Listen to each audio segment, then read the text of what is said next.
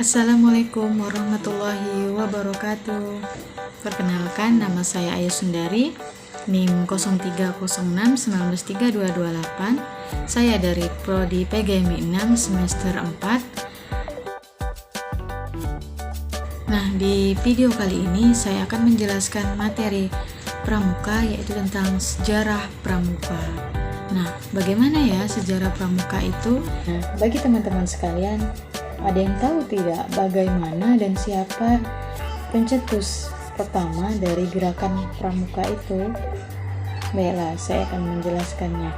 Nah, pengertian dari kepramukaan yaitu sebagaimana tercantum dalam anggaran rumah tangga dalam gerakan pramuka terdapat dalam pasal 7 bab 2, yaitu proses pendidikan yang dilakukan di luar lingkungan sekolah dan di luar lingkungan keluarga dalam bentuk kegiatan yang menarik, menyenangkan, sehat, teratur, terarah, praktis yang dilakukan di alam terbuka dengan tujuan dan prinsip dasar kepramukaan dan metode kepramukaan.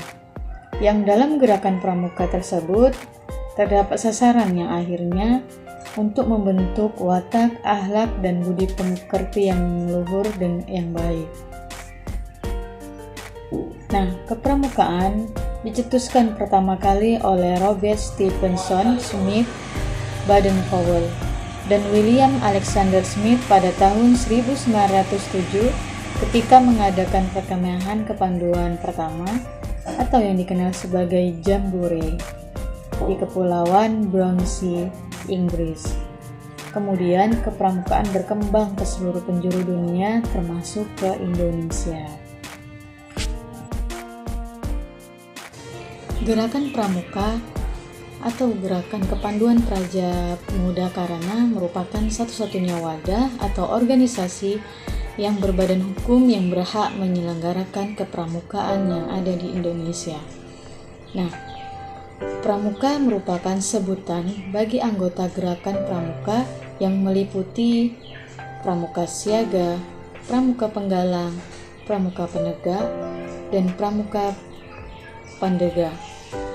Kelompok anggota lain yaitu pembina pramuka, ambalan, pelatih, pamongsaka, staf kuartir, dan majelis pembimbing seorang pramuka harus telah dilantik menjadi anggota gerakan pramuka dengan mengucapkan satya atau janji dalam pramuka. Kepramukaan merupakan sebuah sistem pendidikan dan gerakan pramuka merupakan organisasi yang melaksanakan sistem kepramukaan. Sedangkan pramuka mengandung pengertian sebagai anggota dan gerakan pramuka. Biografi dari Bapak Pramuka atau kita sering sebut Bapak Baden-Powell. Baden-Powell atau dengan nama asli Robert Stephenson Smith lahir pada tanggal 22 Februari 1857. Nah, ayahnya bernama Powell, seorang profesor geometri di Universitas Oxford yang meninggal ketika Stephenson masih kecil. Nah, pengalaman dari Baden-Powell yang berpengaruh pada kegiatan kepramukaan sangat banyak dan menarik. Nah, salah satunya yaitu karena ditinggal oleh ayahnya sejak kecil, maka mendapatkan pembinaan watak dari ibunya. Yang kedua, dari kakaknya, yaitu mendapat latihan keterampilan berlayar, berenang, berkemah, olahraga, dan lain sebagainya. Yang ketiga, yaitu sifat Baden-Powell yang sangat cerdas dan gembira, suka main musik, berolahraga, mengarang, dan menggambar sehingga disukai oleh teman-temannya. Berikutnya yaitu sejarah kepramukaan dunia. Kelahiran gerakan pramuka di dunia dimulai pada tahun 1907 ketika Robert Baden-Powell, seorang letnan jenderal angkatan bersenjata di Britania Raya, dan William Alexander Smith, yaitu pendiri dari Boys Brigade, mengadakan perkemahan kepanduan pertama kali di Kepulauan Brownsea, Inggris. Dari ide itulah dia mengadakan gerakan tersebut dan muncul ketika Baden-Powell dan pasukannya berjuang mempertahankan kota Mafeking di Afrika Selatan dan serangan terhadap tentara Boer. Namun ketika itu pasukan mereka kalah besar dibandingkan dengan tentara Boer. Untuk menyiasatinya, Baden-Powell dan Smith membentuk sekelompok pemuda dibentuk dan dilatih untuk menjadi tentara yang sukarela. Nah, tugas utama dari mereka yaitu membantu militer mempertahankan kota. Mereka mendapatkan tugas-tugas yang sangat ringan, tetapi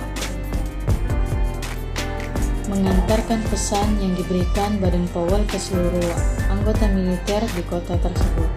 Pekerjaan itu dapat mereka selesaikan dengan baik, sehingga pasukan Baden-Powell dapat mempertahankan kota Mafeking selama beberapa bulan.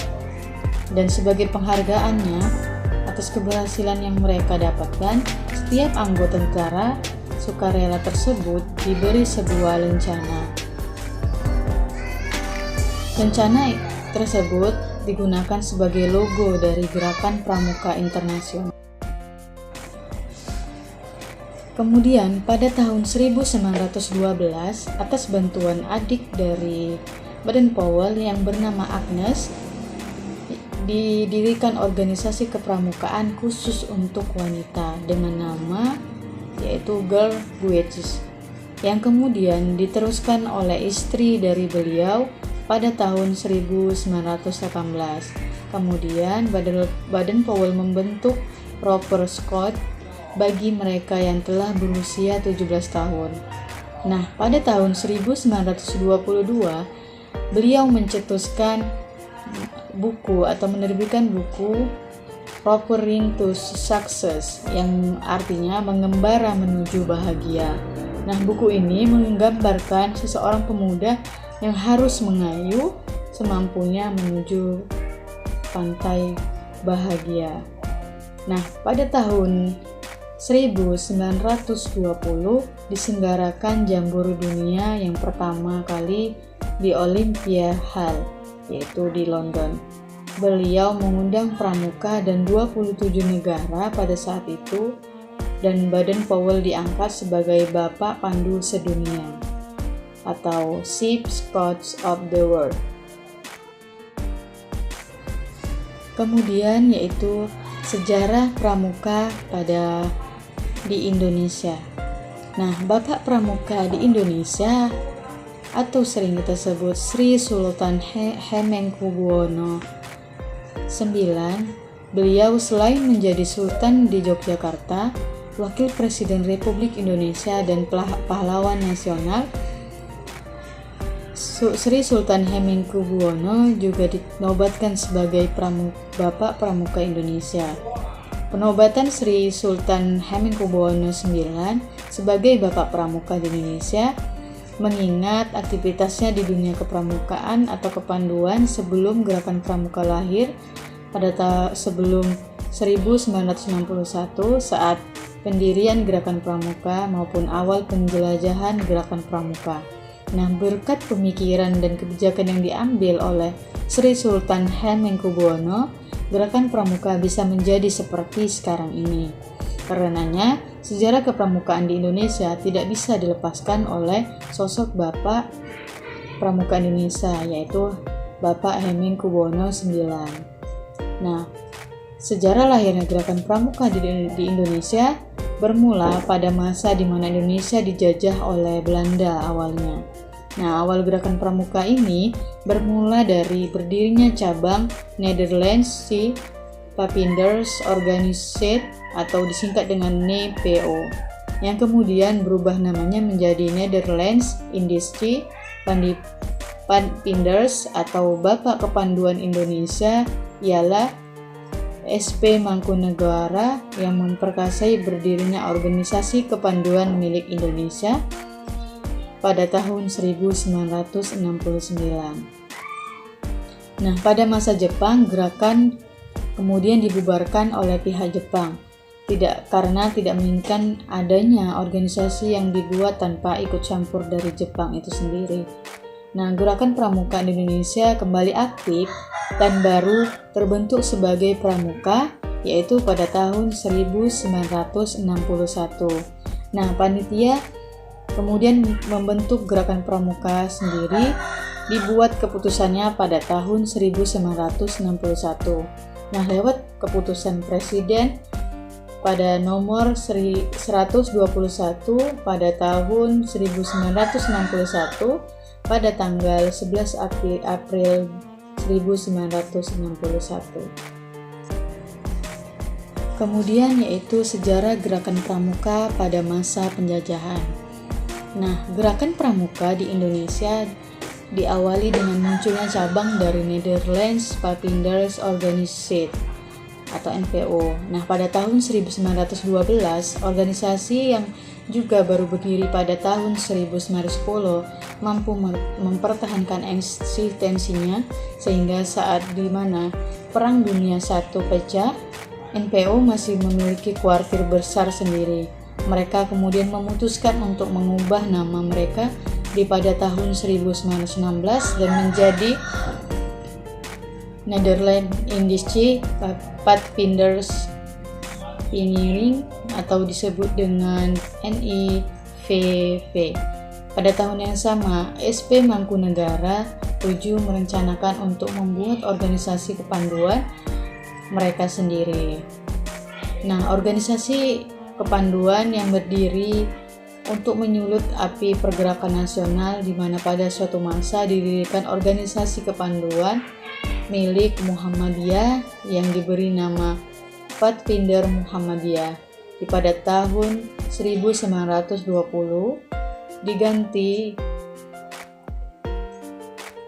nama menjadi Hizbul Watan. Nah, pada tahun 1928 hingga 1935, organisasi-organisasi kepanduan yang melopori lahirnya Gerakan Pramuka di Indonesia menjadi semakin banyak, sehingga mempermudah Gerakan Pramuka cepat berdiri yang berdasarkan kebangsaan dan atau keagamaan. Nama-nama organisasi berdasarkan kebangsaannya adalah yaitu pertama Pandu Indonesia, Padvinders Organisatie Pasundan, Pandu Kesultanan, Sinar Pandu Kita, Kepanduan Rakyat Indonesia. Sementara organisasi yang berdiri berdasarkan keagamaan yaitu Pandu Ansor, Al-Watani, Hizbul Watan, Kepanduan Islam Indonesia, Islamists, Padvinders Organisatie, Tridharma, Kepanduan Asas Katolik Indonesia, Kepanduan Masehi Indonesia. Sejarah berikutnya yaitu sejarah Gerakan Pramuka pada masa Republik Indonesia. Sejarah Gerakan Pramuka pada masa Republik Indonesia yaitu pada bulan September 1945. Beberapa tokoh dari Gerakan Kepanduan Indonesia memutuskan untuk melakukan pertemuan di Yogyakarta demi membentuk sebuah panitia baru sebagai sebuah panitia kerja dan wadah dari sebuah organisasi yang besar. Panitia baru ini kemudian dikenal sebagai Panitia Kesatuan Kepanduan Indonesia atau disingkat dengan KPPI. Dan di saat yang sama, segera menetapkan tanggal untuk melaksanakan sebuah kongres tentang kesatuan kepanduan.